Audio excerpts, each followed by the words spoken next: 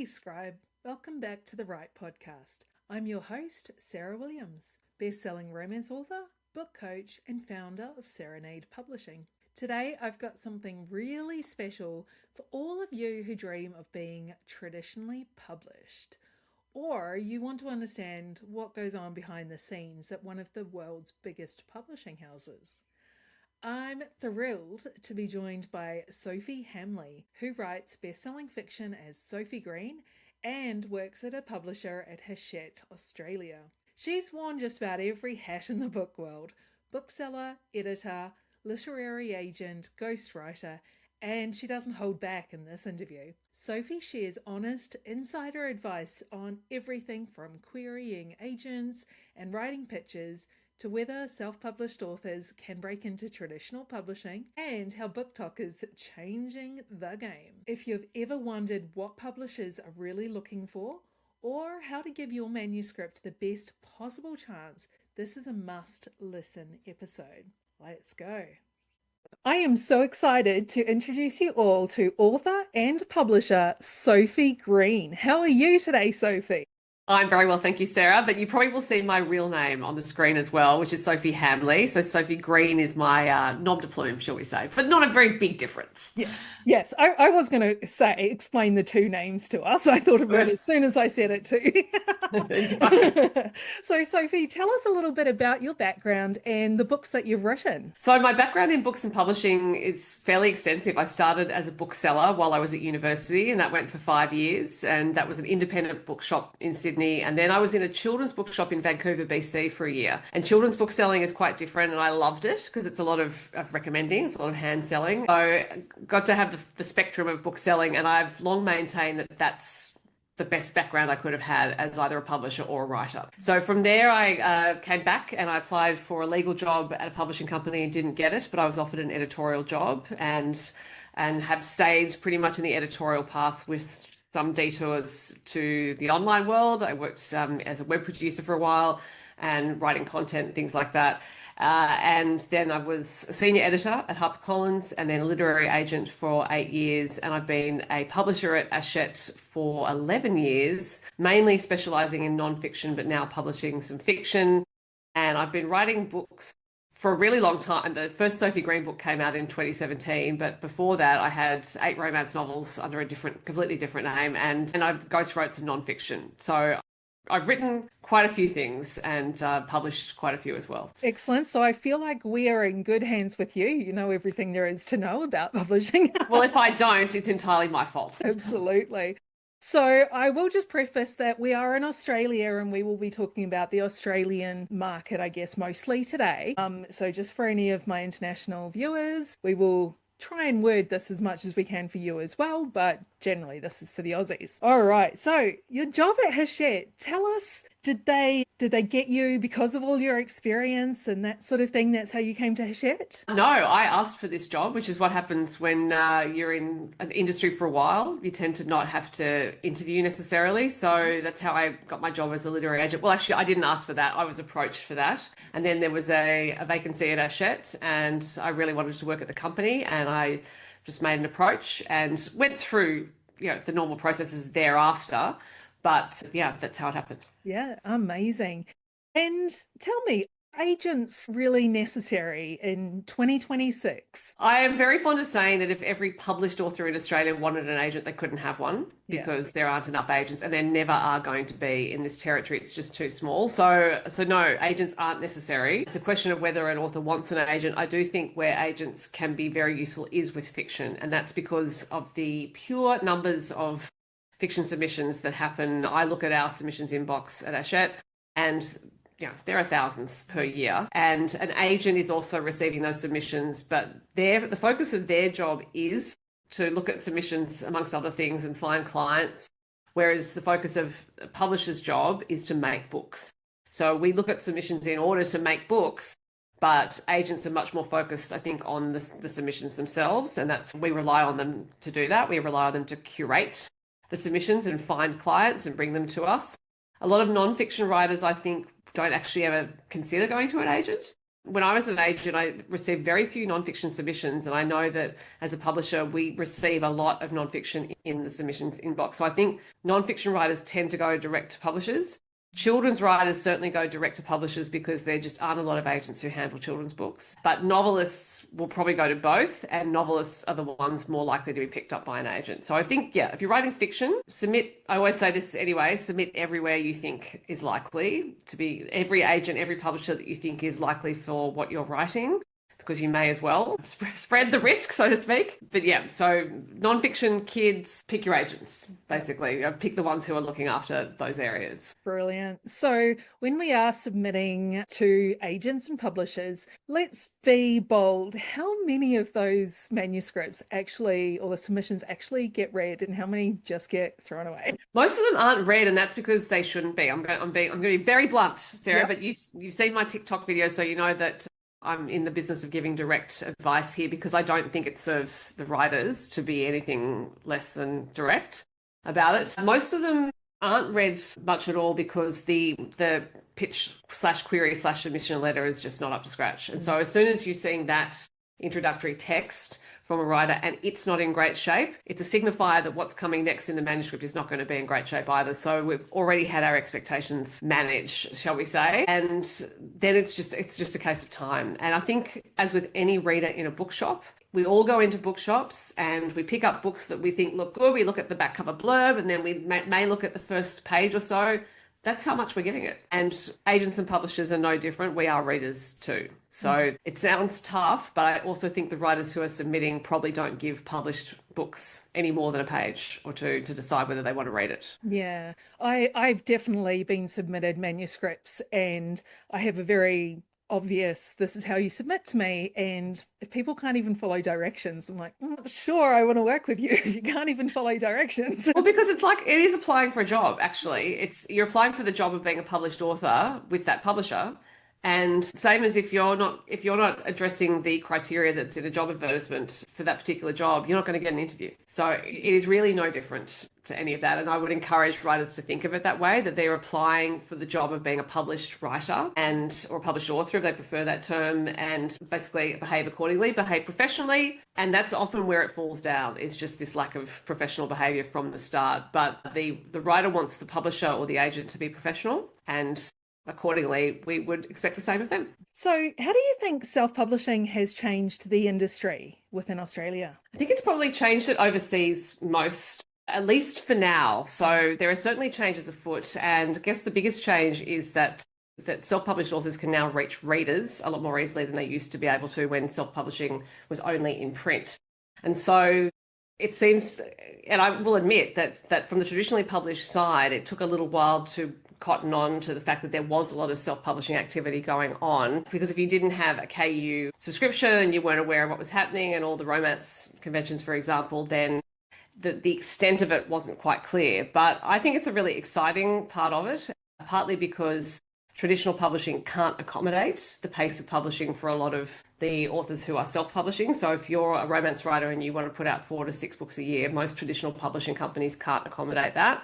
And that's because retailers won't accommodate that. So I think we're at a really interesting time of quite a few writers who are independently published, self-published, being able to form that connection with readers, and then that's sort of becoming its own organism in a way. The readers are signifying what they want to the writers who are responding, and this is all happening very quickly because, of course, there's a faster turnaround for an independently published author than it is for a traditionally published author.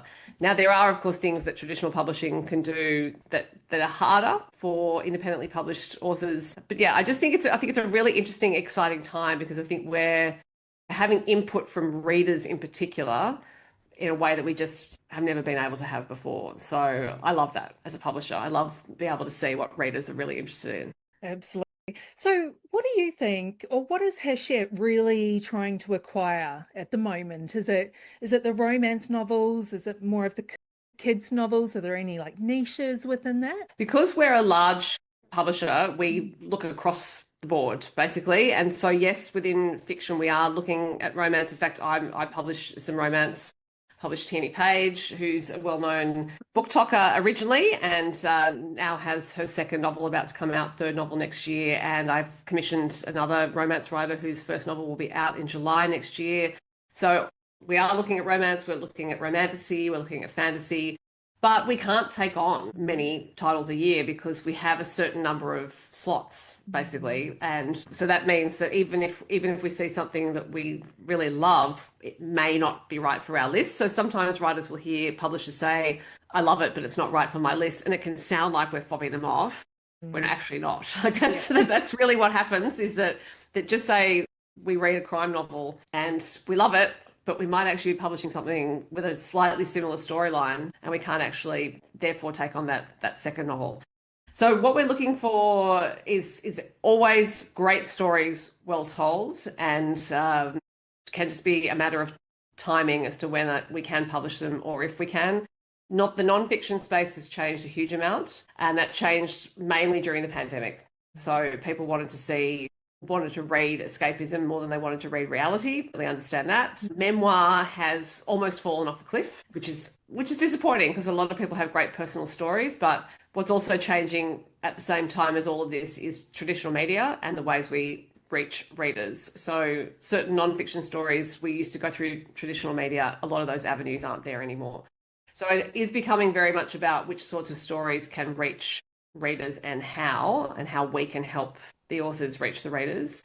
In children's, a lot of people say middle grade is tough. I think that's true for Australian authors, yes, probably for all writers. But, our children's publisher has just commissioned a whole brace of titles that are across the board: picture book, middle grade, YA. So I think there's always a place for great Australian stories in children's publishing. It can just take longer for them to emerge to the general public with any realization of what's going on, because children's publishing functions so differently to adults publishing generally. Yeah. And if we had a longer episode, I could go into that, but it just takes longer. It takes longer for a lot of people to realize which children's books are out there. Literary fiction is tougher than it used to be. We used to be able to say, oh, here's this big literary debut. I think most people are now more interested in more commercially inclined stories, and I do think that BookTok's had a huge amount to do with that, which is not a bad thing at all. Yeah, I definitely want to talk to you about BookTok and TikTok. And of course, you and the lovely Tierney Page came to the Sunshine Coast Fiction Festival in November 25, and we loved having you there. Thank you so much. It was great to be there. There was so much fun and so much love in the room for books. It was great. It was brilliant. Can't wait to do it again. So Tierney, obviously, she did make her start on TikTok as a book reviewer. What do you believe has made her such a successful writer? Is it did you pick her up because she had a great story, but she also had this huge following? Or it had to be both. So I actually contacted her a couple of years ago, I think it was, or at least I flagged to our head of fiction, Rebecca Saunders, about Tierney being brilliant online. This is before Tierney was even talking about writing, because I was watching her videos, and I just said, there's this booktoker called Tierney Reads. I didn't know her last name at the time, and I just said, she's really funny and she's really clever. I would keep an eye on her because she might be a great writer. Mm-hmm. And so my instinct looking at what Tierney was doing online was that what she was saying, and she's coming up with these phrases, she's talking about books in a particular way. It was the way she was using language that really interested me. And so it wasn't just, she's talking about books that I'm interested in. It was the fact that I got a Kindle Unlimited subscription because of her, because she was talking about these books in such a persuasive way. Other people have come up to her at various events and said exactly the same thing. I've got a KU subscription because of you.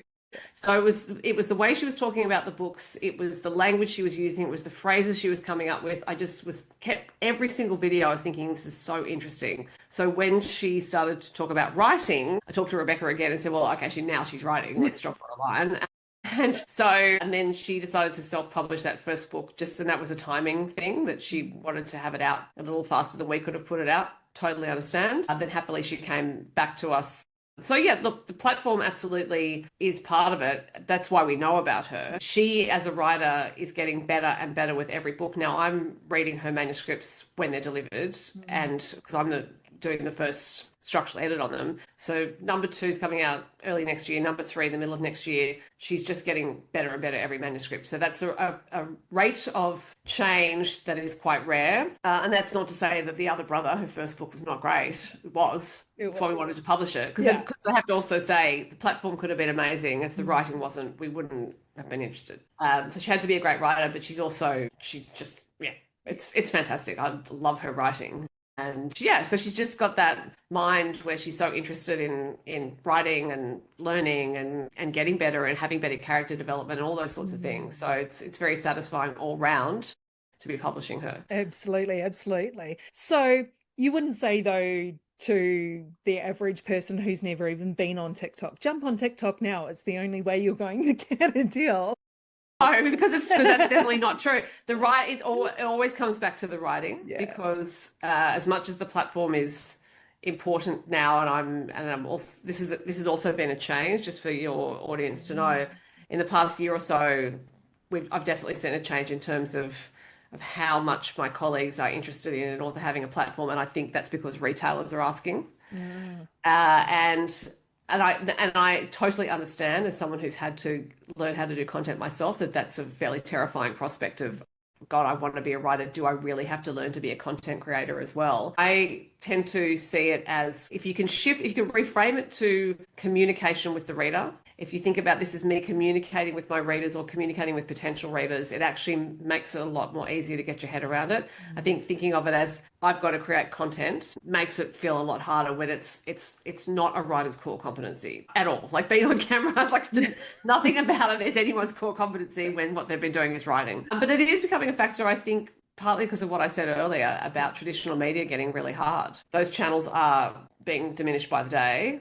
And this is a way for writers to reach their readers, and it can be a really satisfying and fun one. Now, what publishers need to do in terms of helping writers with that is a separate question. And I think, again, we're in a lot of change. This is publishers also learning what readers are looking for, and not demanding, that could be too strong a term, but just what readers expect, I guess, from writers these days. So it's been a pace of change that's been extremely rapid for everyone concerned. And I think we're all just doing our best, Sarah. Yeah, oh, definitely. And I think the people who have done really well out of TikTok, Kat T. Mason, Tenny Page, a few others, were the really early adopters. So they really were in there and, pre-COVID sort. And I think it's been fantastic for them. I only jumped on TikTok maybe 6 months ago, and it's a hard beast to break. It is not easy. Yeah, because there are a lot of people on there making content. And so if you were a writer thinking, well, I want to become a really big book talker, you need to have a different angle. So Tierney's angle remains how she talks about books, the way she phrases things. It's particular to her, so therefore we got to know her through the way she was talking about books. And then that led into how she was writing her own books. So I think, trying to get on TikTok now as a reviewer of other people's books and thinking you're going to make a dent, I think it's hard to do that. But then, of course, that begs the question, what should a writer do? Yeah, absolutely. But again, could go on at length. I think we all just need to watch for the next platform that comes along and jump on that really nice and early. Yeah. I also think, just as a tip, I think people overlook YouTube. So YouTube is search-based social, and search-based social is evergreen, and TikTok is also search-based social, but TikTok has, yes, a lot of people on it reviewing books. YouTube is a place that a lot of people go to find information, to find their book recommendations. So I think it's worth thinking about that too, particularly if you're already on YouTube looking for things, which most people are. So if you're a writer looking for information on YouTube, someone else will be out there looking for information as well. You might be the one to provide it. Absolutely. And the joy, because they're both video, you can post on both platforms. Absolutely. If you like. I certainly post on TikTok and Instagram, and things that I think will do really good on Instagram don't, but they do well on TikTok, and vice versa. I'm like, I didn't think that would happen. Yeah, they're strange beasts, the platforms. All right. So for the authors who have already published, they've just independently published. For whatever reason, it didn't get through with an agent or a publisher, and they've just decided to independently publish, or maybe they wanted to print to publish lots and lots and lots of books. So then, if they want to make the move into traditional publishing and actually go for it, like for example, I know Stephanie Holmes did this. She was pursuing a traditional deal. How does publishers feel about that? Would they ever acquire a book that's already been previously published, self-published? Or would they rather start with something fresh and new? Well, I did because Tierney's first book was already self-published. So she had published it and then she decided she wanted traditional publication for it and the ensuing books. And certainly, yeah, look, what I've seen in the last little while is agents picking up independently published authors and coming to us and saying, here's this author who has 3 books out in this series. The 4th book, this was something recently, the 4th book's coming out. Would you be interested? Now, we did not say no because those books have been published. The reason why we said no is the audio rights have been sold separately and we would like to produce audiobooks. So, but I certainly looked at that and thought, well, there's a whole series ready to go. I was quite disappointed that I couldn't take it any further. So yeah, I think the attitude a few years ago was, well, that's already been published. No, we're not going to look at it. But now, because the mechanism of traditional publishing means putting books into bookshops in a way that is very difficult for independent authors, that's where we can come in and say, all right, we can take you to a bigger readership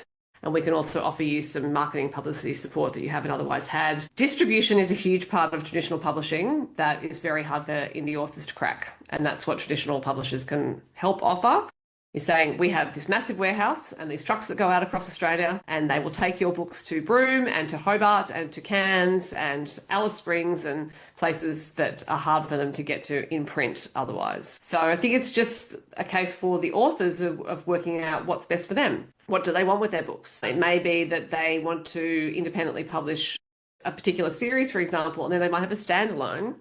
They think, I really want that one to be traditionally published. And then they can go to agents and publishers and say, well, here are I've already self-published these 4 in a series, and this is the success these have had. Here's my new title. And that publisher or agent may well say, oh, great, we're interested in that. But also, how about those 4? Yeah, absolutely. And I guess on the flip side, if you've written your first book and it's, your apprentice book, the one that you write and you're learning everything, and maybe it didn't sell very well, and then you've improved and you're writing a new one and you want to submit that to publishers, do you think maybe the writer needs to make that decision on whether to pull down the previous book, which maybe... Again, personally, it's up to them because, look, no one's first book is ever going to be their best. Let's put it that way. But if you have readers who have loved it, there might be reviews for it saying how great it is. Why pull that down? It's already there. Or it could be a question also for your agent or publisher. And I think it's great to have those questions up front and feel like you can ask them. I do hear from time to time writers saying, I didn't feel like I could ask my publisher that. It's like you can always ask the publisher. It may be that the publisher is just head down. It's the amount of email I get every day. Quite often I miss things. Things come in and then they're gone because another 24 emails have come in right after them very quickly. So sometimes it's just that an author's asked a question and the publisher hasn't seen it for whatever reason. Doesn't mean we don't want to answer it. Just means missed it.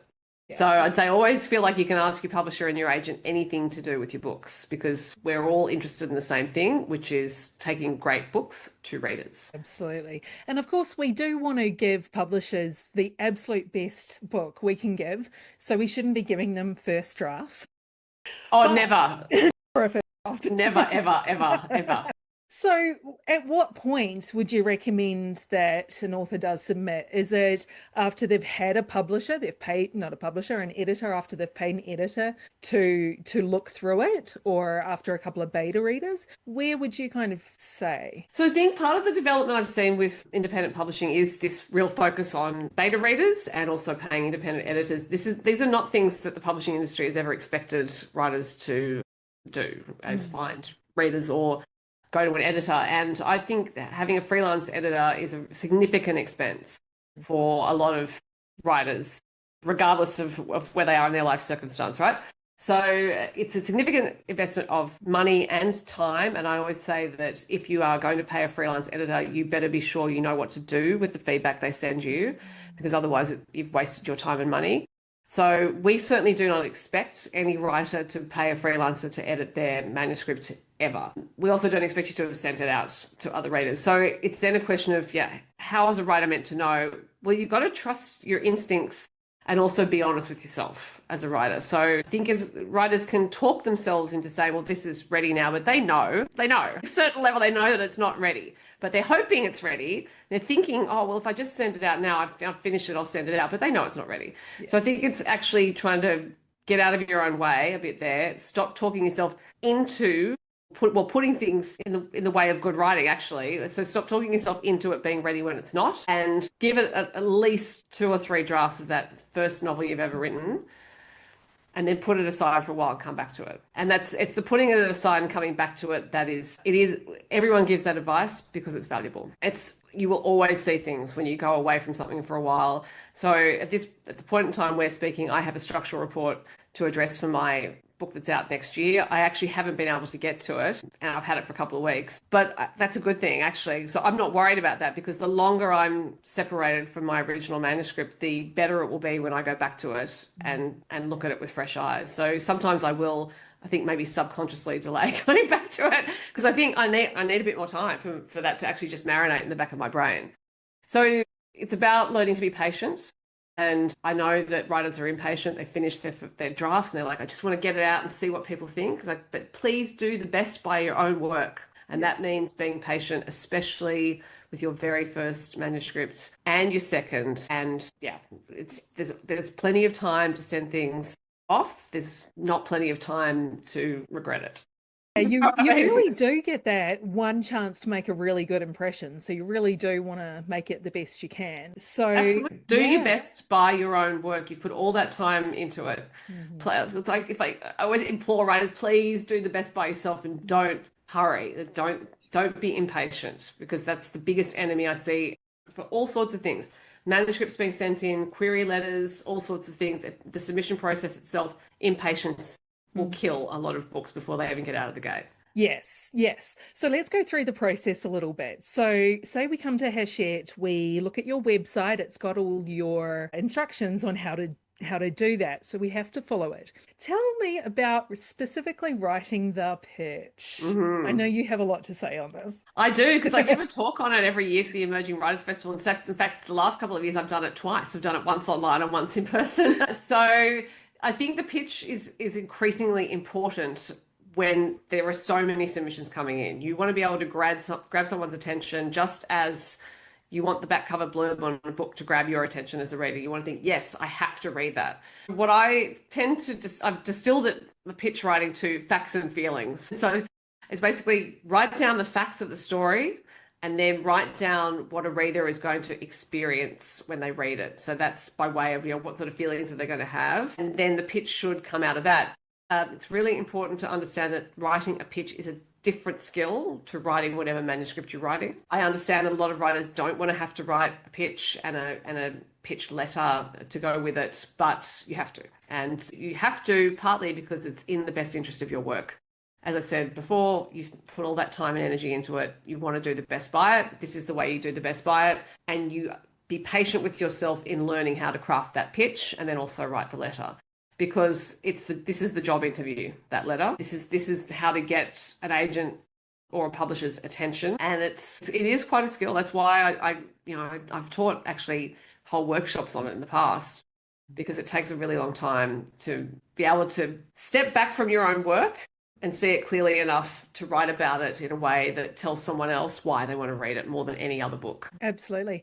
And of course, writing the submissions and the pitches isn't the only way we can get in front of publishers and agents. I know the Romance Writers of Australia, that was the first time I ever pitched to anyone a few years ago. I know that can be really nerve-wracking, but do you prefer the in-person sort of pitches because you actually really do get to know the other person? I do enjoy them. I do think it's really nerve-wracking for writers. And so I always say to them, please just read your pitch if you would rather, because I think it's a really big thing to ask a writer to essentially perform a pitch, because that's not a core competency either. We're not actors. So to sit there and have memorized your lines basically and then deliver them, I think that's really stressful. And it's a piece of writing. So I'm happy for you to read it out loud, to me at least. But I enjoy it because I do get to meet people. I do enjoy meeting people because I'm more of an extrovert than an introvert, and getting a sense of why they've written this and having the chance to ask questions. I think that's why I prefer the in-person pitch is the opportunity to have a conversation. Also because, yes, it will help me see things faster than what's coming into the inbox, the submissions inbox, because there's just so much in there. Having said that, where the in-person pitch process can be tricky for those of us on the industry side is that if we want to read something, there's usually an expectation that it's looked at very quickly, and we simply just don't have a ton of time to read things quickly because, as I mentioned, the email that comes in, I think email is multiplying and has done since COVID.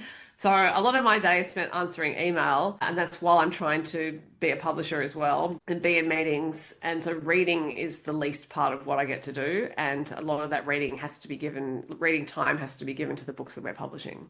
So from my perspective, the biggest issue we have is time to look at submissions, to consider them properly, to take them through the process. I don't have a solution for it other than the destruction of emails. Gosh. Well, thank you so much. I would love to know, what is your final advice for writers? Enjoy it. I think we can really load up a manuscript with a whole lot of expectation and make it try to do a lot of work for us and forget that we should be doing this writing thing because we enjoy it. So if you're not enjoying it, don't persist. It might be that writing is not the thing for you. It might be that your art form is something else altogether. That's okay.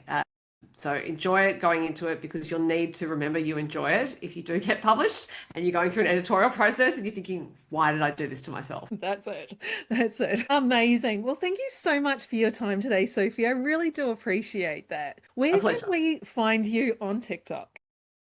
So on TikTok, I'm under my author name, Sophie Green Books, and that's where you'll also find me on Instagram and YouTube and Facebook, because I tend to publish across all of those, and Substack now as well, just to add a platform. Yeah. Yes, of course. Thank you so much for your time today. I know everyone watching will have really learned a lot from you. I appreciate your time. Thanks for having me, Sarah. I hope you found that conversation with Sophie as eye-opening and encouraging as I did.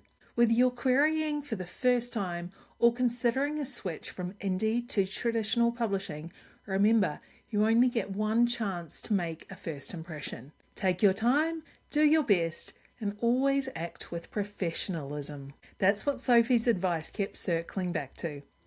And exciting news, Sophie will be teaching a masterclass at the Queenstown Writing Retreat this March. So if you've got a burning question for her or just want to soak up more of her publishing wisdom, book your spot today at serenadepublishing.com. While you're there, don't forget to grab my free brainstorming fun sheet. And if you're ready to level up your craft, check out Fiction Writing Academy, my self-paced course designed to take you from idea to polished manuscript. Thanks for being here with me on the Write Podcast. Until next week, remember, you are a writer. Believe it, own it, and keep going. Your readers are waiting.